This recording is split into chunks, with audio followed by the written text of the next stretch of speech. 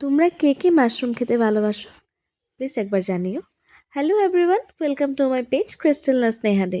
সেদিনের অ্যানিভার্সারি ভিডিওতে আমি রেসিপি ভিডিওটা পরে দেবো বলেছিলাম, তার জন্য আজ নিয়ে চলে আসলাম। এদিকে দেখো মাশরুম, পনির, আলু সব কিছু কিন্তু রেডি। আজ কিন্তু রান্নাটা করছে আমার দিদিভাই মানে আমার ননাস, সাথে রয়েছে আমার শাশুড়ি মা।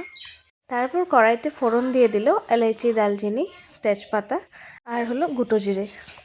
তারপর দিয়ে দিল এখানে টমেটো।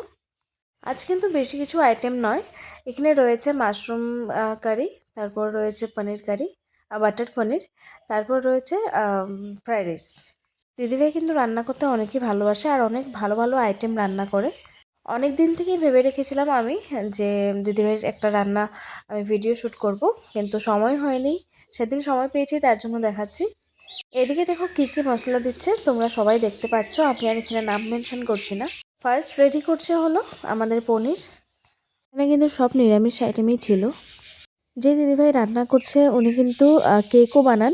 গুগলে পূজাস কেক কর্নার সার্চ করলে আপনারা দেখতে পাবেন। সেম নামে ফেসবুকেও পেজ আছে, আপনারা ফলো করতে পারেন। আর কারো যদি বিশেষ দিনে কেকের প্রয়োজন হয় তাহলে পূজাস কেক কর্নারে কিন্তু আপনারা অর্ডার দিতে পারেন। এদিকে দেখো মশলা কষানো হয়ে গেছে, তারপর এখানে দিয়ে দিল পনিরগুলো, ভাজা পনির। পুরো রান্নাটাতেই কিন্তু দিদি জল ইউজ করেনি একটুকু।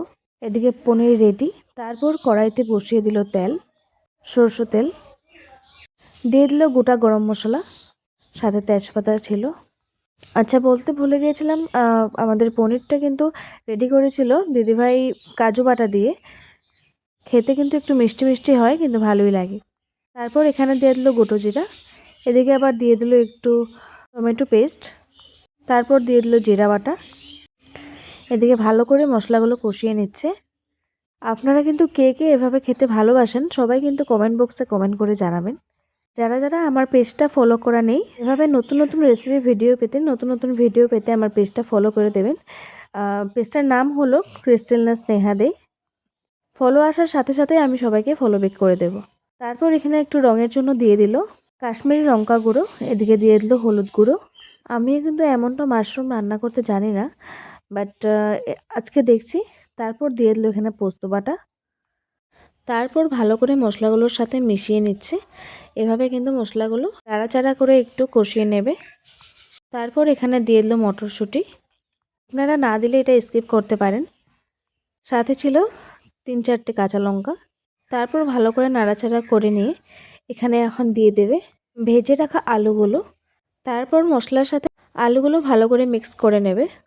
আপনারা কিন্তু পুরো ভিডিওটাতে দেখতেই পাচ্ছেন যে দিদিভাই রান্না করার সময় কিন্তু একটু জল ইউজ করছে না, ভাপিয়ে ভাপিয়ে রান্না করছে। এভাবে রান্না করলে কিন্তু অনেকই স্বাদ হয়। তারপর ভেজে রাখা মাশরুমগুলো দিয়ে দিল। মশলার সাথে মাশরুম আর আলুগুলো ভালো করে মিশিয়ে নিয়ে বাস রান্নাটা আমাদের কমপ্লিট হয়ে গেল। তারপর এদিকে দেখো ফ্রাইড রাইসের রেসিপিটা আমি দিলাম না, বিকজ ফ্রাইড রাইসের রেসিপি আমি অনেকবারই দেওয়া আছে আর নতুন করে দেওয়ার কিছুই নেই, আপনারা দেখতে পাচ্ছেন। তাহলে আজকের রেসিপিটা এখানেই শেষ করলাম। ভালো লাগলে লাইক কমেন্ট শেয়ার করবেন। ধন্যবাদ।